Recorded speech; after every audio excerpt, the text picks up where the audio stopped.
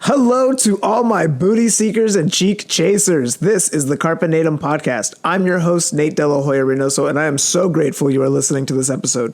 If you're new here, you should know that I believe that my purpose is to uplift, inspire, and educate others to communicate masterfully so that they can better understand themselves and the world around them. I've spent years in the personal development and transformational technology space, and I want to share with you the wisdom that was passed down to me from giants in the industry. So if you're on a journey of self-mastery just like me, looking to make dreams a reality and willing to be a leader for your family and community, then join me in seizing the butt cheeks of life and giving them a big ol' squeeze. Let's jump into the show.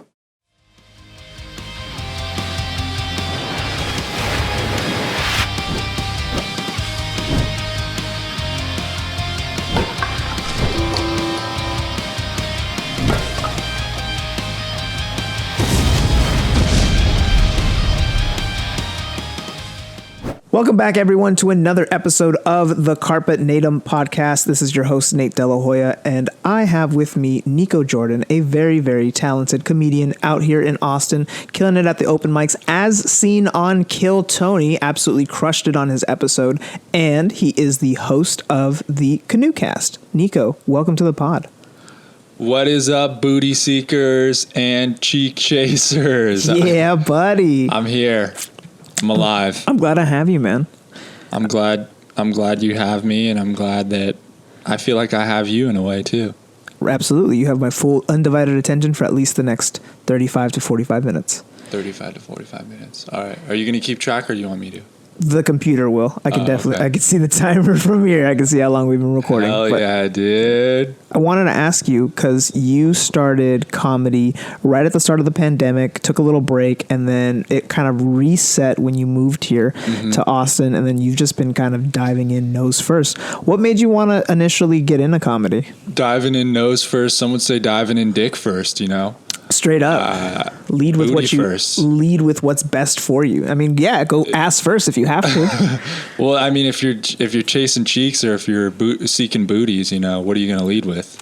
Some lead with their nose, but that could be. I lead with my personality, because like every other attribute of mine doesn't seem like it up to par. Like as a kid, I was always the shortest, the fattest, the weirdest. So like I had to just really grind out a personality.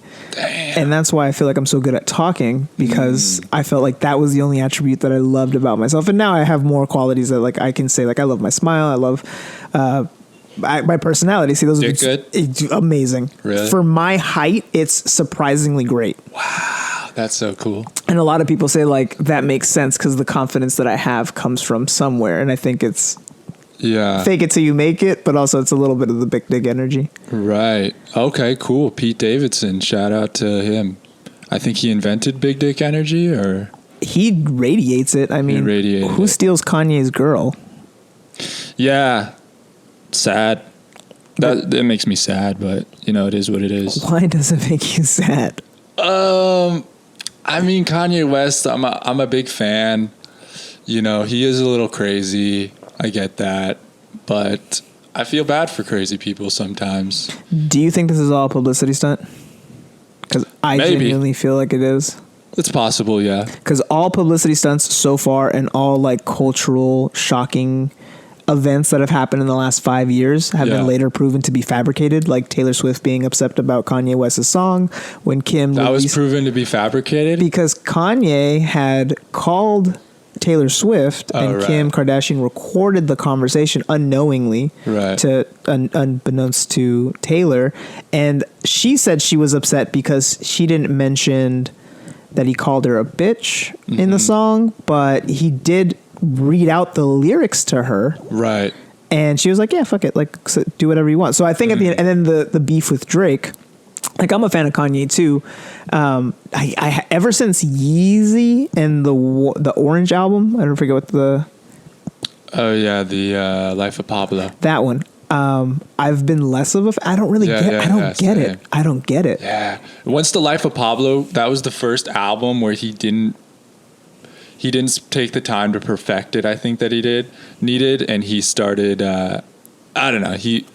he had a different approach starting then. And he reminds me of another artist that I think about a lot is like Tyler, the Creator. I was a huge Tyler, the Creator fan in college, but this was when he was in Odd Future. I was a big fan of Bastard. I was a big fan of all the first 3 albums up until before Cherry Bomb, everything that he made, I would just consume it and like lived by it. I loved it. And then he went super jazz, fusion, and developed as a different artist. And now I don't really like mess with his music anymore. And I'm not hating on it. I think that both Kanye and it's okay. Tyler are. I'm just kidding. I can't hate. The only thing I hate on are like people like Blood on the Dance Floor for their behavior off stage. But like, who's that? There's these Seenie Weenie bands. Weenie? Yeah. What is that? When you had the hair in your face and the lip piercing, you said "rar" on MySpace. They wouldn't be happy with you calling them Seenie Weenie. I'll fight both of them. I don't care. Yeah. But they were just kind of gross off stage, and their behavior was super problematic and disgusting. So I just got to be like, I can't really support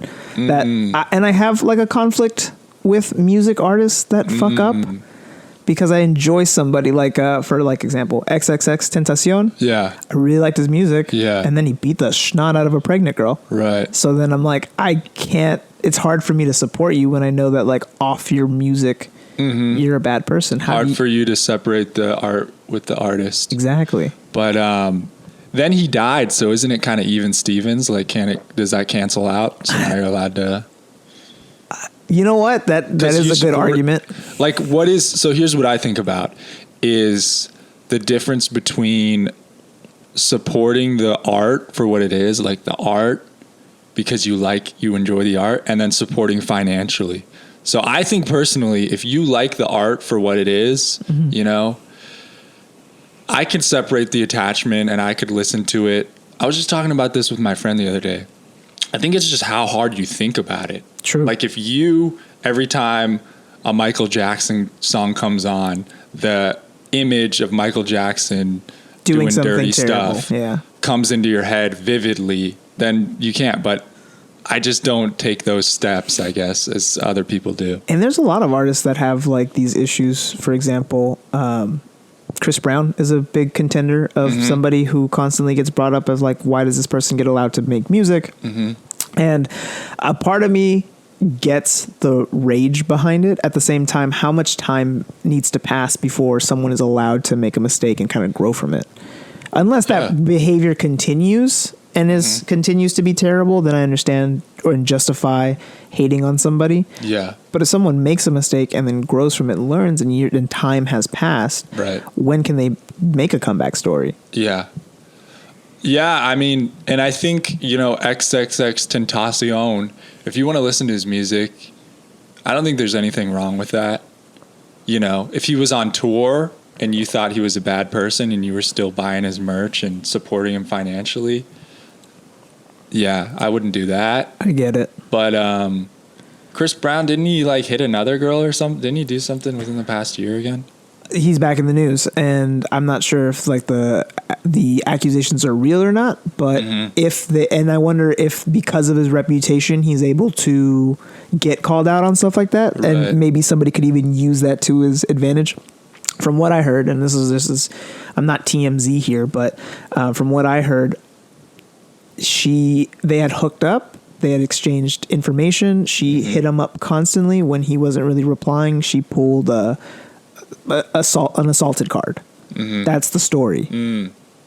Did he? Maybe. I don't know. But because of his reputation, I think more people are likely to side with her. Now, when it comes to like the Johnny Depp and Amber Heard stuff, that stuff kind of breaks my heart because I don't really see. Man, maybe it's because I do admire and like Johnny Depp that I don't want to believe that he is a bad person. But it doesn't really seem like he is that type of human, and they're making him seem like an absolute monster.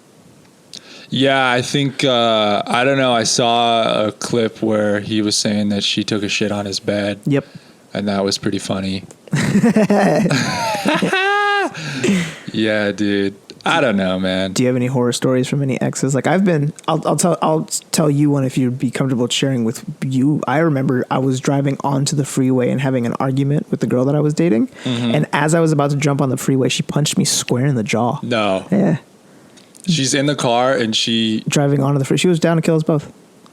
Wait, she was driving or you were driving? I was driving.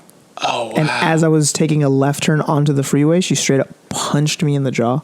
Were you roasting her, or what did you do? We were arguing about something stupid. Yeah. And then I was totally in the wrong, and I probably said some off-the-cuff shit, but she definitely, like, again, it goes back to the You made a G.I. Jane joke? Or I made a G.I. Jane joke, and she Will Smith me. Yeah. Damn. That's crazy. I think, if I could just give you some advice, I would say next time you want to argue, just pull over, like in and throw hands on the side of the road instead of while on the road. Yeah, because you could have died or something. Yeah. But that's love. I mean, she loved you. Yeah. If she was willing to kill you both. Yeah. It's kind of hot in a way. Do you like a little bit of crazy? Oh, that's all my past. It's just absolute crazy and cool. stuff. Like right now, I have absolute stability. Yeah, and kind of boring. No, I love it. Okay. It's very sweet, but it's great. It is. I wouldn't call it boring. It's different because I've lived my life so at the extremes of life where everything was fast paced, go hard, drink the entire bottle, smoke all the weed, do all the coke. Booty chasing. Exactly. Booty chasing. And that led to a spiraling addiction as well as depression, as well as like now my brain is like fried. Damn. And over the last 3 years since I've met her, I've found stability. I've found like unconditional love. I found out that like I always felt that my love was very passionate and very crazy and chaotic, and it would cause, it's like fire. It causes forest fires to happen, and then out of the forest fires, because of the destructive beauty, you could draw inspiration from it.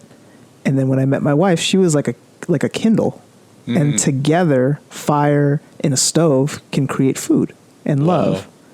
And like that's what I needed. I thought what I needed was oil so I could burn harder, but I didn't. I just needed something that matched my energy in a way that was constructive than destructive. That's beautiful. That's so cool. I mean, because like, it's like you came back from war or something. And now everything has to be like out of 10. I got to be at a 10 constantly. But I've learned the older I get, you don't have to be at a 10. Also, if I'm not at a 10, I'm at a 0. And it's like I'm either all in or all out. You don't have to be like that. You can have some middle ground and still be okay. Yeah. And if you have that energized personality or that natural, drive or passion, taking that out of,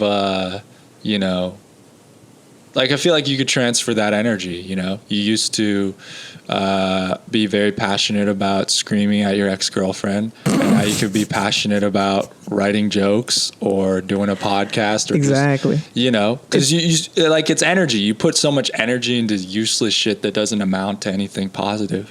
100. Fucking go hard in the game and something else, and beat the shit out of life or whatever you want to really do. Exactly. It's something that you bring up, and it's something that's being brought up to my attention for like what's coming up for me here is that you're right with the energy, where when you transfer it or when you transmute it into something creative, it has like a better effect than if you were to transmute it into something destructive. Because like before all of the addictions and all that stuff, when I was in high school, I was like a self-harmer. And it's because I had all this like wrapped up anxiety and stress and all this angst, and I didn't know what to do with it. If I would have done a push-up for every time that I wanted to like cut myself, dude, I would have been jerked in high school. But because I didn't know what to do with my energy, it led to something destructive, and then it was constantly seeking something to feel better or something to numb it. Damn. I know it's really rough, but now that I have like vessels to do or to transmute the energy, life's a lot better.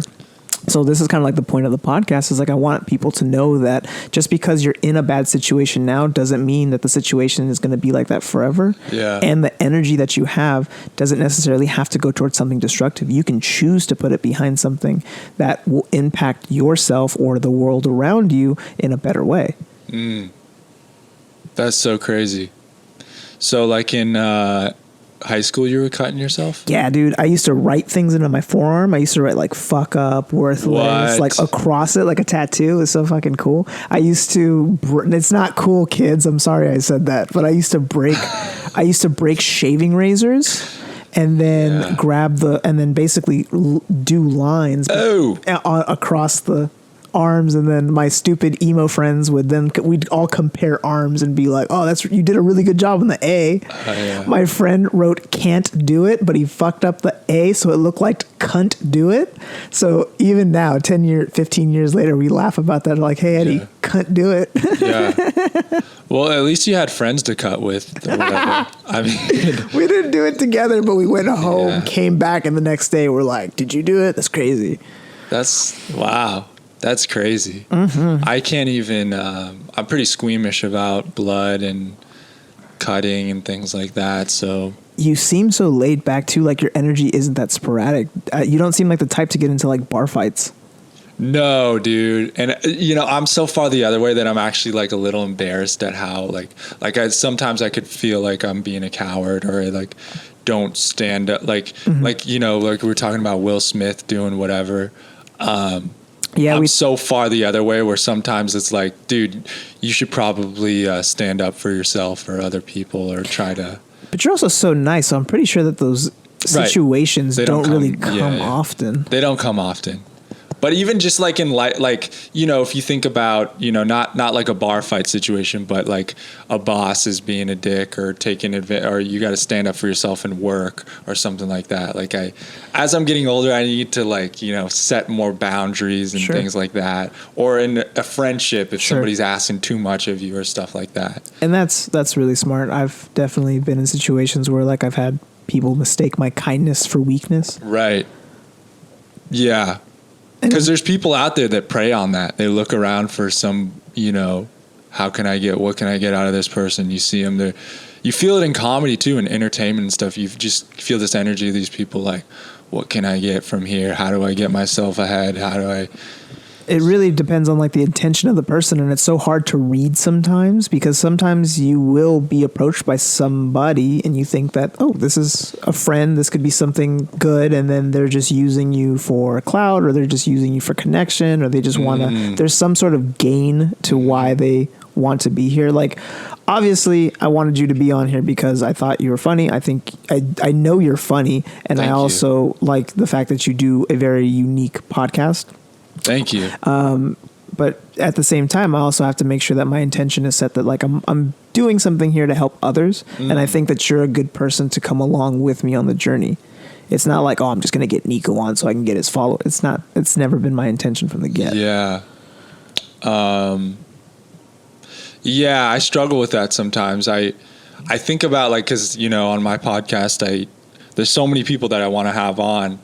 And I do try to ask myself, do I want this person on because they're really famous on TikTok and they might get me a lot of followers? Or do I want them on because I think they're cool, even if it's not going to bring me anything? Exactly. So, and I think in the long run, choice B is what actually feels better and works better. For sure. Yeah. I really, I don't know, because there's two types of people that I want to talk to sometimes. There's like people that are close to me that are like friends that I have an established repertoire with. Is that the right word? Yeah. Rapport. Yeah, it's not repertoire. Fuck. Edit that out. You heard him, Gabe. No, don't edit it out. The world needs to know I'm a flawed individual. As everyone is. That's everything. I feel like when it comes to art and people who do their craft, they want such perfectionism, but perfectionism is impossible to obtain. So you should just be doing the best that you can. And if you get better, and for example, when I listen to episode 1 through 4 of this podcast, I cringe really, really hard, because that was me a year ago. That was me nervous. That was me not knowing what to talk about. Now episode 40 in, I'm looser. I'm better with my questions. I'm better with my dialogue. I'm catching myself not saying or fuck like as much as I did in the first episode. So it's that constant improving, but to strive for perfectionism is unobtainable. Yeah. And then you set yourself up for feeling like a failure because like I didn't hit the mark, and I'm like, because it's impossible to hit. Right. And you need to you talk to people about I want to start doing stand-up, or I want to start doing a podcast, and people I mean, myself, like, I'm sure everybody, you think about it's not like the first time you heard of stand-up or thought of doing it, you did it that night. Everybody put time in between when they first went out, and they wanted that first set to be a certain amount of perfection or whatever. Yeah, my first sets were awful. I listen to the recordings because I record my sets. Awful, buddy. But that's everything in life. Like, I tell people with a podcast, it's like your first one's going to be dog shit. As hard as you want the first one to be perfect and come out of the gate firing, you just got to start. And the first one's the scariest because all the weight is on that. That's everything. But then as you start doing more, once you're 20 deep, you just don't take it as serious. Like, it's not, if we fuck up here, like, so I got all this other shit behind me. This is 1 out of 20. Exactly. It's not as big of a piece of the puzzle or whatever. That was my motivation to continue doing episodes, because the more episodes I put out, the further I get away from the ones that I like the least. Right. And I know that's a weird way of thinking about it, because if you don't like them, then just delete them. Nope. They're there as a reminder of where we came from. And I want people to see that, like, the journey of this. When this gets to episode 100, when this gets to episode 500, you can listen to it and you can be like, wow, that's a different person. Right. And oftentimes people don't even go back. I mean, whatever podcast you listen to, you know, if you listen to Joe Rogan, how many people went back and listened to the first Joe Rogan episode? I did once. Oh, okay. I did one, because, like, you do try and listen at the beginning of some podcasts. Like, maybe if you're new to it, you'll start at number 1. Right. And I don't think that's a good idea, because, like, the closer you are to the newer episode, the more, like, that's kind of their current style. Right. Yeah, unless it's like a podcast where it's like a narrative or it's like some sort of documentary thing. But if it's just, you know, shooting the shit or talking about life in the present, then that's what's beautiful about it too, is like there's so many podcasts I consume and I don't listen to all of them every week. There's some that I do, but there's other ones where it's like, oh, they got this guest or they're talking about this topic. Let me tune into this one. You can't. Before jumping into yours, because I'd love to know more about yours and how you came up with the idea and kind of some of the discussion points on your podcast. Do you have any podcast recommendations that you really do love that you can share with us? There's a episode of, and I don't listen to this podcast all the time, but Tiger Belly, the most recent episode. Tiger Belly's great. With, and by the time this comes out, I guess it's probably not the most recent, but it's with Giannis Pappas. And the two of them were just shooting the shit and kind of just riffing. And there were so many things that they talked about. I'm like, oh, this should be a bit. This is so fucking fun. I was laughing my ass off listening. So that specific episode I would recommend.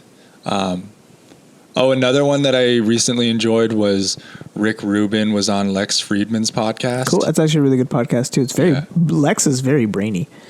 He's very different interview style than other people. It's very unique, which I enjoy. Awesome. I have to give him another listen, because I have him, Lex Friedman, and Andrew Huberman are two that I try to get into. And I just feel like they're so smart. My brain almost goes, hey, this is not our room. This isn't our section. Yeah. And I have to listen harder on their episodes than I do if, like, I were to casually listen to, like, Joe Rogan or listen to, like, Tom Segura. Right. Yeah. Comedy is a little easier to consume sometimes. It's like, I don't know what it is. Well, those are great recommendations. You got one for me? Yeah. So for me, I like listening to Time Suck with, I believe his name is Dan Cummins. You should listen to the Albert Fish episode. And if you like that episode, you'll like the rest of them. He just covers random topics, and each ones are basically solo episodes. And he covers, like, one time he covered, like, this huge prison riot in New Mexico. Then he one time covered the Appalachian Mountains or the Appalachian Trail and all the monsters that came from there, like Mothman and the Jersey People and the Jersey Devil. Damn. So Time Suck is a really, really good one. And I've been listening to Jim Rohn. He's an old school kind of motivational speaker, business expert, and the way he talks is, I think it's pretty funny, but he's talking about life lessons. He's just all like, how are you going to do the best when you don't even know what the best and like that. And I just listen to him, and I'm just like, yeah. In the mornings, I'll go on a nice little walk. As soon as I wake up, I try to like go outside as fast as I can, so that and I go for a walk, put that in my ear, and then I feel like I'm primed for the day. Yeah. Where I'm just like, I come back into my house feeling like, all right, we're gonna kill it today. We're gonna do so good. We're gonna record a podcast about this topic. Like I run on that. Yeah, dude. I'm trying to be outdoors more too. I just outside is just sometimes more beautiful and enjoyable to be in than the indoors. It is. Texas is something that I have to get used to because not only is the greenage different than in the West Coast, also the animals and the bugs are way wilder. Humidity too. Sticky. But at least you get to enjoy like the river, like Barton Springs. It's like it's hot enough to actually enjoy that cold river. Summer's coming, baby. It's already feeling. It's already, even though we're in April, it's already hot. Get ready, cheek chasers, booty seekers. It's about to be sweaty between the cheeks. Oh yeah. Tell us more about your podcast, Canoecast. How did the idea start? I was just thinking about this yesterday. I started recording. I started doing a radio show at UCSB when I went to school there. Mm-hmm. And I was doing a weekly radio show that was supposed to just be music with my friend Chase Burney. And slowly over time, we just started talking more and playing less music. And then eventually it became like mostly just us talking. Right. And I really enjoyed that. And then so after that ended, I was like, I want to do a podcast. Started listening to podcasts. And I actually started... This is kind of embarrassing in a way, but no, it's not. But I liked podcasts so much, and I wanted to do a podcast so bad. I just started recording solo podcasts, and I never released them or anything, but just kind of like journaling my thoughts, week or my thoughts and things like that. So I'd get in my car and I'd just put record and just practice talking. Smart. That's such a smart skill. And it is, I can see how you can look at that and be like, that is kind of embarrassing because it's so awkward to do. But skills like that, the ones that we don't show the public, that's the reason why we're so good at what we do, especially you, because who has the thought of sitting in their car and then practicing talking? Yeah. And how many actually go and apply that thought? Mm-hmm. Right. And I wanted to, and I think you can do things from a business perspective of like, I want this to be my career. I want this to be great or whatever. But when you're thinking about things like, I don't know, do you even enjoy it? Do you even like doing it? Because so many people, when I talk to them and they're like, I want to start a podcast, they're like, but no one will listen. No one will care. But that's not the point. So then, maybe you don't like doing it that much, or maybe you haven't even tried it. But I knew that if I was just recording it for myself, that I actually liked doing this. And then it was like, okay, I'm doing it with nobody listening without even releasing it. So it took the pressure off to be like, if nobody ever listens, I still like doing this. Exactly. And then I was like, okay, let me do a podcast. I feel a little weird about just doing a solo podcast. And I do have a desire to interview people. So let me just start interviewing my friends. And this was when COVID started. I was doing just audio like this for the first 20 episodes or so. And it wasn't even mostly comedians. It was just like whoever that I knew. Friends. People who were easy to talk to.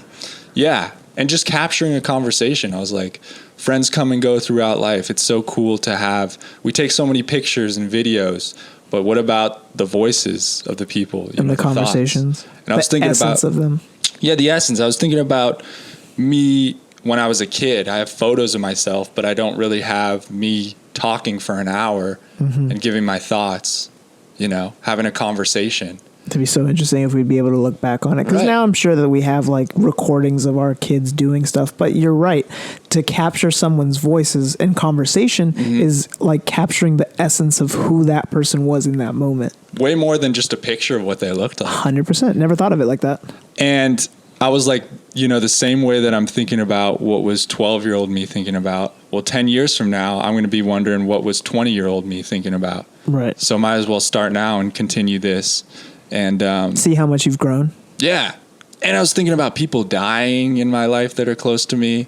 And it's like, you got photos of them, but you don't have that. I was like, how cool would that be if this dead person, if I had a conversation that I could look back on or listen back to?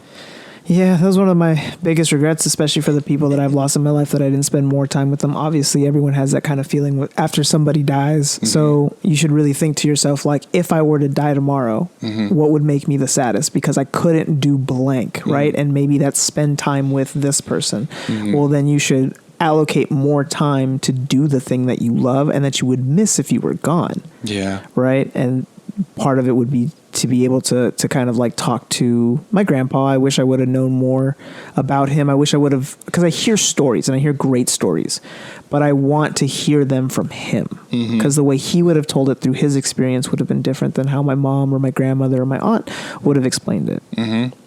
So any chance that you get to spend time with your loved ones, and if you're able to like write down or even record your responses, highly recommend, man. It's a good. You made me miss my dad. Like, you made me want to call my dad right now and be like, hey, Dad, tell me about some stuff from when you were little. Yeah, cool, man. I mean, but, this type of conversation we're having right now is so unnatural outside of this, right? Not for me. For me, it is. There's people that I spend time with that I don't just sit down, just the two of us, and really talk and talk about these, you talk about things in the moment, at least for me more. Sure. And it's always surface level. How's the weather? Yeah. How's your dog? What's the mundane bullshit? But to get into like the deep conversations, it doesn't happen as frequently. Right. And so for me, turning on the recorder can create some just different conversations, or like, hey, having the thought of like, we're capturing this, I don't know, it takes you to a different place sometimes. It creates an intention to actually look into oneself and actually ponder the ideas and respond with something of value compared to, because I've had those conversations where I ask a question that's meant to be elaborated on and their response is like, yeah, that was cool. Right. And it's like, okay, as if that's as far as you want to go with the conversation. Like, okay. Yeah. But now I know that there's millions of people listening, so I want to impress people and I want to get into it and I want to sound smart. And then we use words that we don't even know the definitions of. Yeah, I've done that a couple times today. Me too, buddy. Sometimes I just try to go with it and see if I can. I want to get one of those calendars that gives you like a free word every day, and then you got to like force yourself to use it in some sort of sentence. Oh, yeah. Yeah, that's funny. Words are funny. What made you want to do the podcast on a canoe? Okay, so I was doing just the audio, and then I moved to Austin, Texas, and around that time, I was like, I should start doing the video. I should capture that element of it too. But I wanted to do something different. And I honestly don't even really remember how I was like, let me get a cool background or be outdoors or something. And I think I went canoeing with my girlfriend when we came out here early on. And I was like, we were, having a picnic on there or lunch or something. I was like, this would be cool. I guess it just came into my head. And that too, dude, conversations are different no matter what setting. This conversation would have been slightly different if we were out there on the porch. It would have been different if we were over there or out on a canoe. The only reason I have it inside is because I want to mitigate as much wind as possible, and of course the recording. Yeah, doing a podcast outside is very. I'm trying to think of the word. It's very bold because the environment that you are in is like the least suitable for recording sensitive noises. I was out there yesterday and I recorded a canoe podcast and it was windy as fuck. And I'm very nervous to go back and edit, and I think it might all be dog shit. Might all be dog shit. We'll see. If you need an editor, the boy that does this podcast, Gabe, he's phenomenal. He's fantastic. And if you ever have some podcasts that are pretty terrible, you could probably send it to him. And he's done some incredible noise reduction and some incredible editing on a lot of these episodes. He's a wizard? He's a wizard. Wow. He's a wizard, Harry. Side note, this is something that's kind of weird, but like I genuinely thought that everybody in Harry Potter was going to talk like Harry Potter, and then no one talked like that in the entire movie except like the bus driver. He was the only one that had like the thick accent. Everybody else was like Harry, like I could actually hear the H's. Yeah, British people are funny. They all talk like babies. Yeah, and I'm assuming they don't talk like it's Tuesday, isn't it? Like, I'm sure they don't talk like that, but my interpretation of them, because of like all the media that I've consumed, I'm just assuming like the first British person that I'm gonna hear, the first person I'm gonna speak to, if they speak British to me, they're gonna be like you what, mate? I think they do talk like that. That sounds good to me. I think that's it. This is two Americans telling the world our viewpoints on the rest of the world. Well, but it's also funny because, you know, we know that this happens to us, but we still do it for other places. Sure. It's like if somebody from a different country was to do an American accent, you could sound like a Kardashian. You could sound like someone from Texas. You could be a New York, East Coast thick. It's everything. Yeah. I mean, so... The Valley that Girl exists in England too. The Valley Girl accent is definitely one of the more popular ones that international people go towards. Yeah. They're like, "Oh my god, hey Heather," and then they'll go right back into speaking in their native accent. Yeah, I think it's funnier when like somebody who has a thick accent does an American accent or a quote unquote American accent. Yeah, my favorite is when my wife does it because she'll go, "Hey bro," and I'm like, "Yep, that's American." Yeah. I always wonder, like, if I do a British accent, if people who have British accents can tell that it's fake. But then I like think about, like, have you ever watched like a movie or a TV show and been like, this person's not American, they're doing a fake accent? No, me neither. So I've never because living in America, everyone is such a melting pot. Right. It's just if I come across bad English constantly, and not by choice, but some people just don't speak English that well. So and the funny part is they could speak English, but you can't understand them because of like their accent or like from what part they are, the way they talk.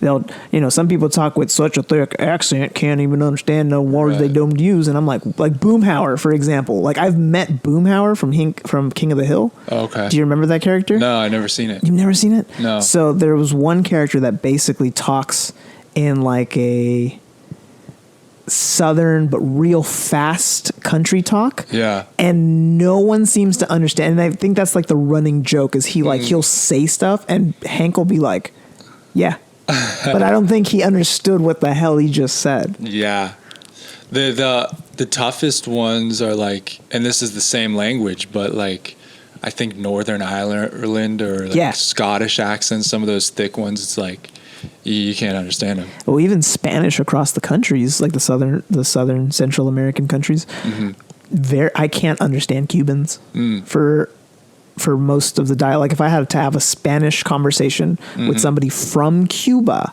like their Spanish is so different and their accent is so hard to understand that they probably couldn't understand. I mean, they probably could understand me better than I could understand them because I was just like, just speak to me in English. Yeah. Right. Even if it's broken, I'll understand it better than like I can understand your Spanish. Yeah. Man, you speak 2 languages? Yeah. My first language is Spanish. And then I learned English from watching TV, apparently. Really? Yeah. Because my grandparents both spoke Spanish and my mom spoke to me in Spanish for the first 3 years of my life, only in Spanish. Yeah. And then from watching TV and hearing conversations, I learned how to do both. Yeah. And then I went to school and, I got better at speaking English, and my Spanish compared to people who are born in Mexico is absolute dog shit. Like, but to other English speakers, they're like, "Oh yeah, you speak Spanish well enough." And I'm like, not really compared to, I mean, my wife hates my Spanish, but she was born in Mexico and her Spanish is like local, ethnic. It's beautiful. Like she speaks it fluently. I do not. Yeah. I speak it professionally because I used to have to do it for my job. Yeah. And all I knew how to do was have conversations about like the job specific roles. Like, oh, you want to open up a bank account? I can guide you through it in Spanish. Right. But if you were to ask me like what had happened during the soccer game, I'd be like, I have no idea. Yeah. But you do a good job with English, I think. Thanks, man.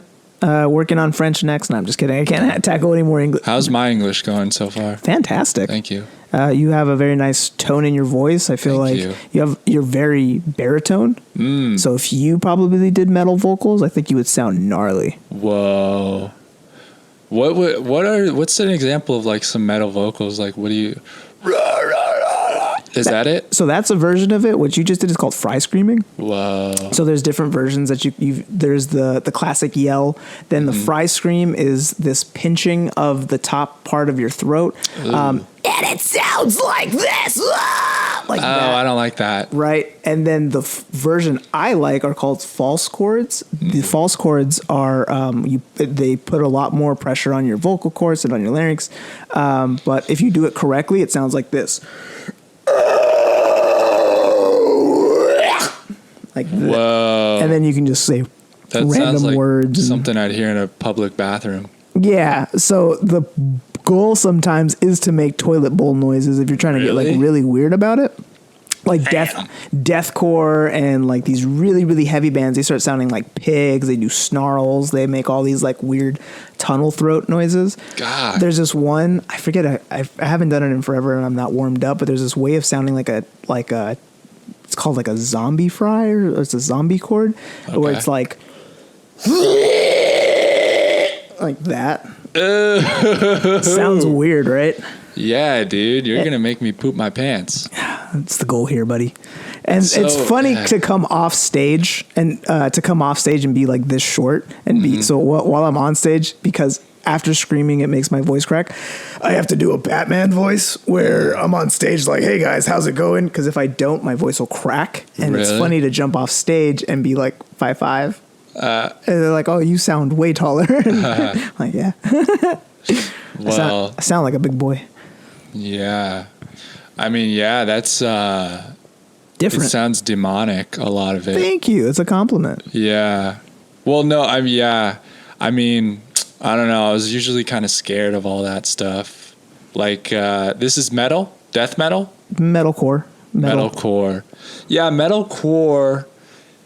A lot of them, they're really into skeletons, wear all black. Spooky stuff. What is that about? They like hell, devil stuff. Yeah, I believe it really came from like counterculture. Because if you think about it, Kiss, they dress like demon spawns. And if you listen to their music, they're just like, "I wanna rock and roll all night." And I'm like, how did this get banned? Party every day. Yeah, that was devil music to them. And so it became from like counterculture. And I think like there's always been a joy in like the macabre and the scariness, and you know, Mary Shelley's Frankenstein has been out since like the 1800s. So there's always been this love of scare and fear and like scary stuff. So I think that it just kind of got incorporated in it. Scary. And then some people just took it super serious. And then there's the black metal that happened in Iceland or the Netherlands or whatever, where they were burning churches and stuff because they were that hardcore into their art. Yeah. One band, they recorded their song, and then on the final track, the singer killed himself and recorded the suicide. Wow. Like, to die for your art.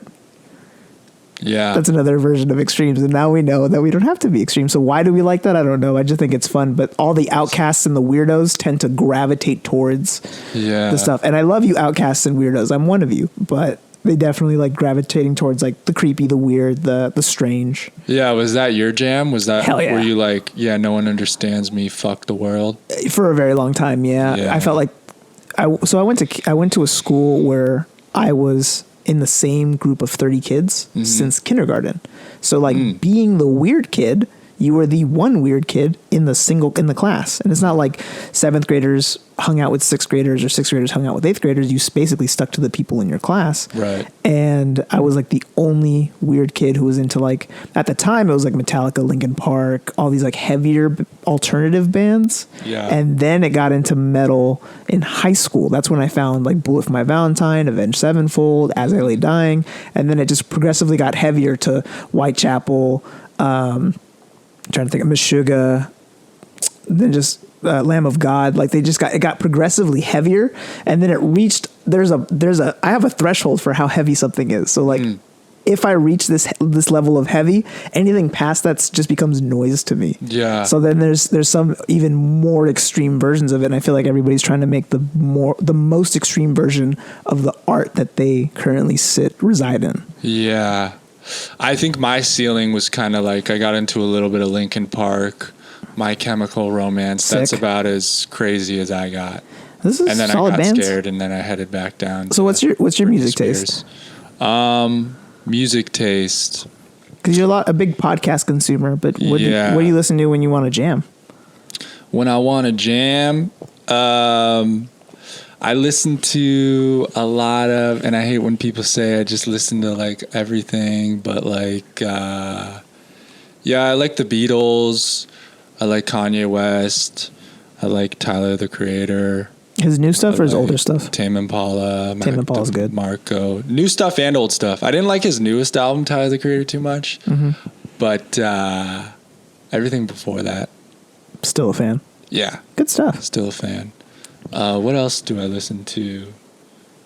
Just went and saw a concert for Japanese Breakfast. That's a really good band. Really? Yeah.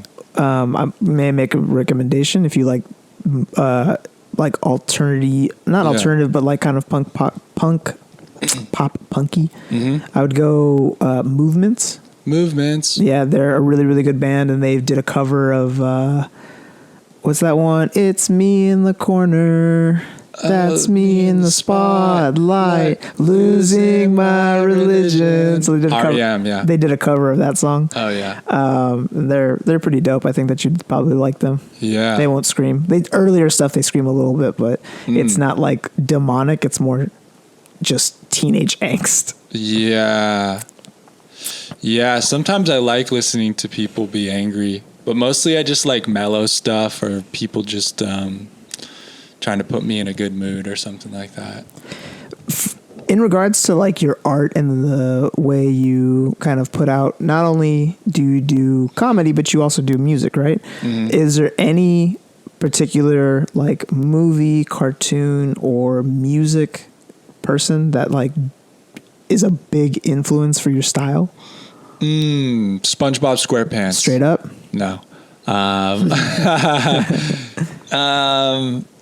Yeah, who's the biggest influence? Because Rip My Pants was such a jam. Yeah. Rip My Pants. I forgot to shout out Tori Moi. That's like one of my favorite bands as well.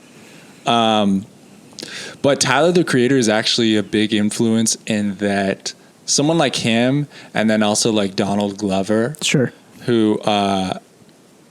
Donald does everything. That's what I love. I love people who can be in different things. Kanye as well. Do movies, do music, do art. Yeah, that's so hot to me when people can...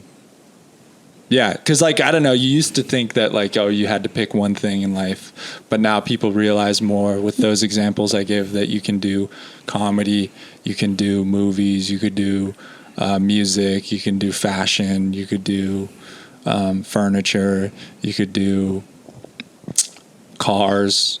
Anything that you're really passionate about, there's a way of not only monetizing it, but there's a way of just putting effort behind something that you're passionate about. I know somebody who runs meme pages. Yeah. Right? Dude's a scientist, but also runs meme pages. Uh-huh. And I'm just like, dude, if that's what you love doing, then be all about it.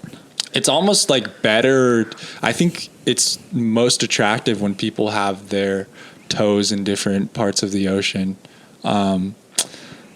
Than if you're just all into one thing. Like, I think that's part of what makes Joe Rogan so attractive is that he's doing podcasting, but he also does comedy, but he's also into UFC. Mm-hmm. And he's multidimensional. He does bow hunting. Right. Because we're all multidimensional. Sure. And people relate to that. They want to be able to not be put into a box, and if at any point they want to change something up, they want to have the freedom to be like, okay, this week I'm going to focus on this. This week I'm going to do this, right? Right. And it's fun to talk to people who can talk about different stuff, who aren't just like, oh, yeah, all I care about is cars. That's all I know. That's all I do. It's like, dude, get something else in your trunk as well. In your repertoire. Yeah.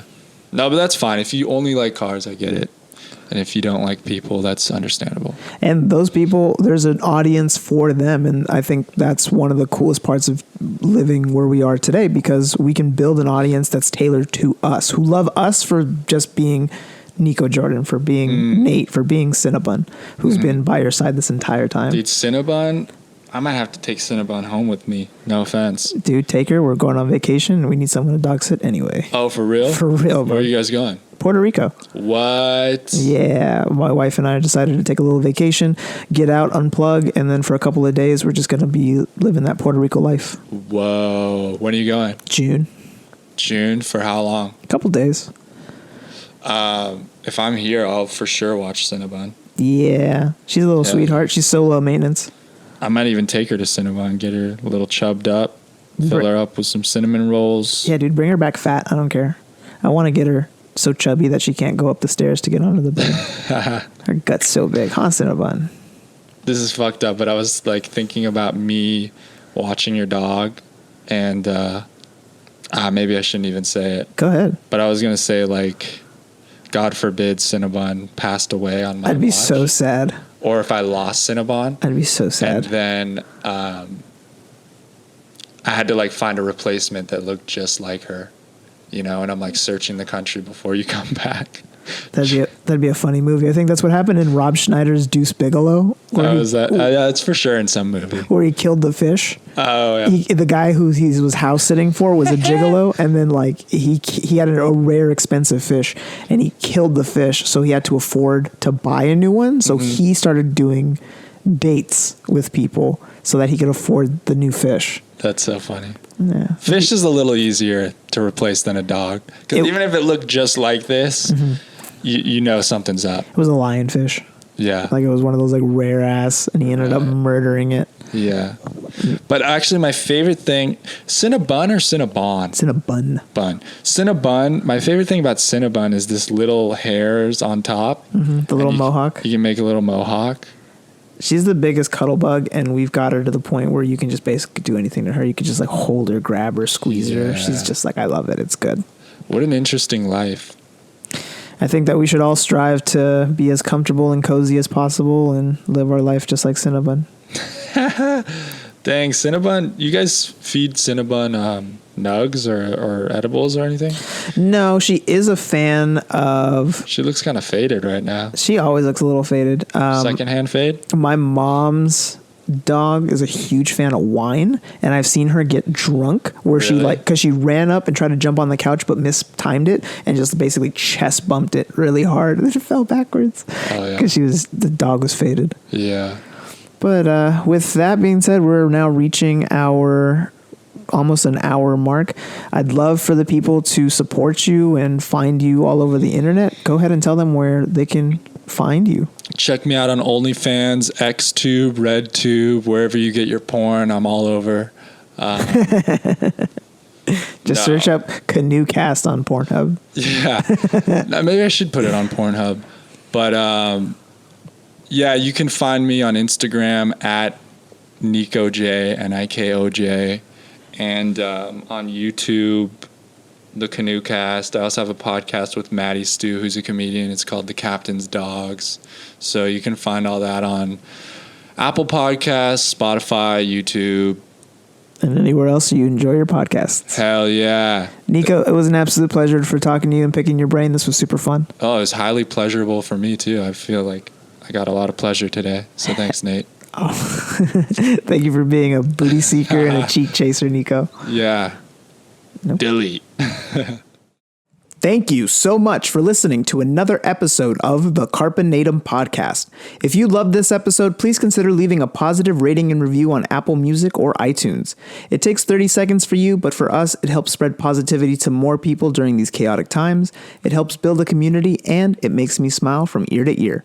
Speaking of community, we have a Facebook group at facebook.com/groups/Carpe Natem.